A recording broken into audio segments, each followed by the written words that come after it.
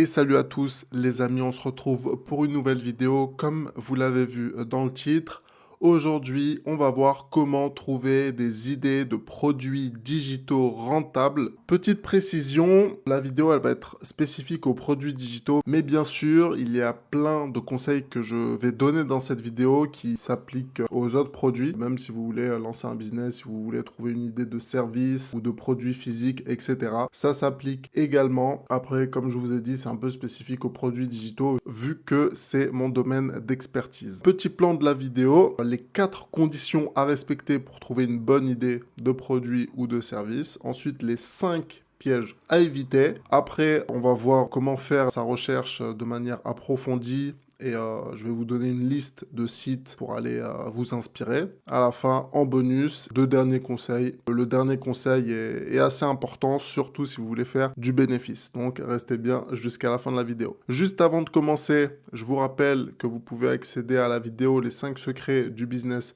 parfait. Et également, j'ai rajouté un lien Calendly pour réserver un appel avec moi pour toutes les personnes qui sont intéressées par justement lancer un business en ligne, surtout dans ce domaine-là, donc des produits digitaux et de la vente de services aussi, qui se posent des questions, qui ont besoin d'aide, etc. Je vous invite à prendre un petit appel avec moi, comme ça on voit ensemble si je peux vous aider, si je peux vous donner des conseils et tout. Ce sera avec grand plaisir. Sans plus tarder, on commence. Le tout premier truc que j'ai mis, c'est on ne réinvente pas la roue. Là, on va parler vraiment de business à cash flow. On va pas parler d'une startup où vraiment on va trouver une idée de génie et révolutionner toute la Terre. Ça, ce sera dans un second plan, en tout cas dans mon chemin entrepreneurial. C'est d'abord on fait de l'argent et ensuite on révolutionne le monde. On va pas révolutionner le monde si on n'a aucun moyen, à part si on lève des fonds, mais c'est pas trop ma philosophie. Donc pour l'instant, on va entre guillemets bien sûr copier, même si bien sûr on va essayer d'améliorer le plus possible et de mettre sa touche, sa personnalité, ses valeurs, etc. dans nos produits, dans ce qu'on vend. Voilà, on ne réinvente pas la roue. Ensuite, les 4 conditions à respecter pour trouver la bonne idée de produit ou de service. Donc là, déjà, il faut que je précise un peu ce que j'entends par produits digitaux. Donc les produits digitaux, ça peut être des formations, e-book, templates ou des modèles, des scripts, etc. Ça peut également être un espace membre. C'est plus vraiment un produit, c'est plutôt un service digital, même si ça veut un peu rien dire.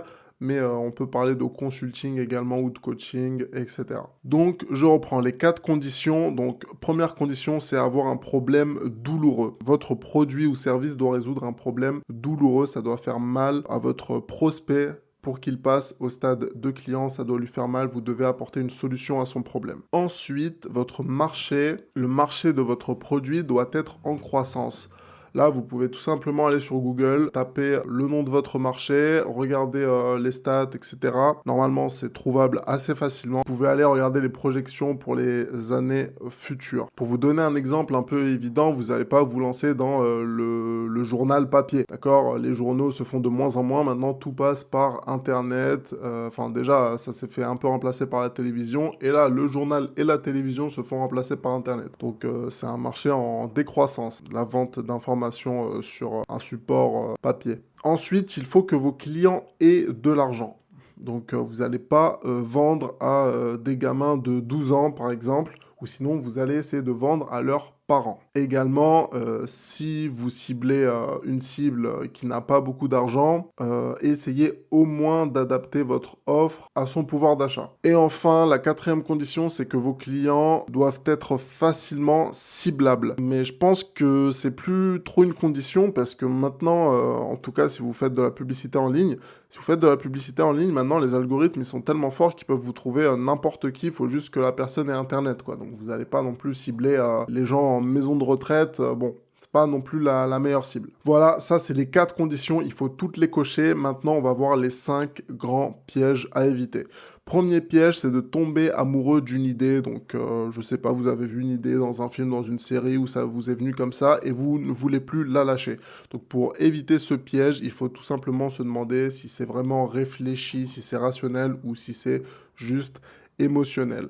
Donc, essayez de déceler vos biais cognitifs et arrêtez d'être amoureux de cette idée. Après, vous pouvez tomber amoureux d'une bonne idée, mais souvent, quand on tombe amoureux d'une idée, c'est qu'on va se buter dessus et qu'on va pas vouloir passer à autre chose si elle ne marche pas. Ensuite, second piège, c'est la première idée qu'on trouve. Voilà, donc là, vous vous dites, je ne sais pas quoi vendre, je vais trouver une idée d'un produit. Vous faites votre petite recherche rapide, 5 minutes, vous tombez sur un truc, vous vous dites ça. La qualité d'être rapide dans le business, c'est une très bonne qualité, mais faut pas non plus être débile, si je peux me permettre. Pour éviter également ce piège, je vous conseille de d'abord faire une liste de minimum 10 idées, ensuite de comparer toutes les idées pour vraiment faire un top 5, top 3, et ensuite vraiment choisir une seule idée. Troisième piège, c'est de vouloir créer quelque chose de trop cher. C'est de vouloir créer quelque chose qui va être cher à financer, à créer, à développer avec de la recherche, etc. Donc là,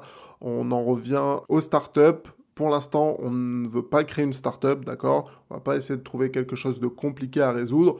On va juste vendre un livre qui résout un problème, par exemple sur la perte de poids, sur la productivité, sur comment prendre du muscle, sur comment bien s'habiller, etc. Et on va commencer par ça, en tout cas pour les débutants. Donc pas trop cher à créer. Ensuite, tout ce qui est interdit pour la publicité en ligne. Même si vous ne comptez pas commencer par de la publicité en ligne, pour scaler votre business, vous allez devoir sûrement passer par la publicité et il y a des choses qui sont interdites. Donc là, je pense notamment à tout ce qui est sexualité. Donc, faites attention. Et cinquième gros piège, c'est tout ce qui est réglementé par l'État. Donc voilà, tout ce qui est santé, juridique, etc. Encore une fois, faites attention. La perte de poids, c'est considéré comme de la santé, mais voilà, on peut quand même y toucher. Mais commencez pas à parler de molécules, de médicaments, de gélules, etc. Bon, voilà, c'est un peu borderline. Ensuite, vous devez faire votre recherche. Vous devez prendre le temps pour faire tout votre travail préparatoire. Et pour ça, je vous ai concocté une petite liste de sites pour aller et observer un peu la concurrence, pour aller regarder ce qui se vend. Également, vous pouvez trier par ce qui est le plus vendu, notamment sur un site que j'ai en tête. Comme ça, vous savez ce qui plaît le plus au marché ou pas. Donc la liste, c'est Udemy. Donc Udemy, c'est une plateforme justement de vente de formation, mais à bas prix. ClickBank, c'est une vente, enfin ClickBank et un TPE. Ce sont deux sites d'affiliation où il y a des produits affiliation. Ensuite, il y a également la marketplace de System.io. C'est également une plateforme d'affiliation qui est très intéressante vu que moi j'y suis allé justement pour observer. Et je ne sais pas dans les autres si c'est possible. En tout cas, sur la marketplace de System.io, on peut regarder ce qui se vend le plus. Ensuite, tout simplement Amazon, surtout si vous voulez faire un e-book, parce que sur Amazon, il y a des livres, que ce soit physique ou justement en format numérique, et vous pouvez aller, encore une fois, regarder ce qui se vend le plus dans votre marché, dans votre niche, etc. Il y a également Etsy, je connais pas trop, mais je sais que c'est assez féminin. Donc je me dis que si vous voulez vendre à un public plutôt féminin, vous pouvez sûrement trouver de bonnes idées là-bas. Et ensuite, vous pouvez également aller sur l'App Store, Chrome Store pour tout ce qui est application, extension. Même si, comme je l'ai dit, l'idée n'est pas de créer une application, mais vous pouvez juste aller voir les besoins, les utilités, voilà, dans le top application qui se vendent. Ensuite, comment faire pour que les idées viennent à vous automatiquement? Tout simplement, vous allez vous abonner à des emails, par exemple à des newsletters de concurrents à vous. Et généralement, les newsletters, c'est fait pour vendre, enfin, pour créer une relation et pour vendre également. Donc, vous allez recevoir des offres, etc. Et vous allez aussi pouvoir espionner, entre guillemets, le copywriting, la manière de vendre, les offres, les bonus, etc. Le pricing aussi, le prix. Donc, ça peut vous aider. Bien sûr, les réseaux sociaux, donc vous abonner à des chaînes, des comptes, etc. sur Facebook, Instagram, YouTube, TikTok, etc., etc. Et puis aussi, ce qui est très puissant, mais du coup, j'aurais dû le mettre dans les sites, petite erreur de ma part, c'est tout ce qui est publicité. Donc, allez sur, par exemple, la plateforme de Facebook Ads, vous avez la bibliothèque, vous pouvez aller voir toutes les publicités qui tournent actuellement. Tout simplement, si quelqu'un paye depuis plusieurs jours, voire semaines pour une pub, c'est que le produit est rentable, à part si il vend à perte.